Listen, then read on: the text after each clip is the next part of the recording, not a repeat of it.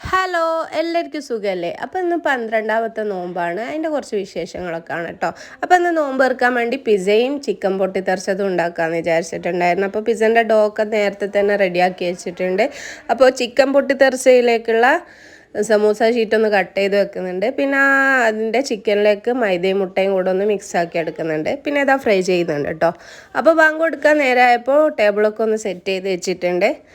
അപ്പോൾ ഇന്ന് നോമ്പ് തുറക്കാനായിട്ട് ചിക്കൻ പിസ്സ ഉണ്ട്, പിന്നെ ചിക്കൻ പൊട്ടിത്തെറിച്ചതുണ്ട്, മുട്ടയും പൂരിയുണ്ട്, അതിൻ്റെ കൂടെ മുട്ട ബജിയും ബോണ്ടയും കൂടെ ഉണ്ട് കേട്ടോ.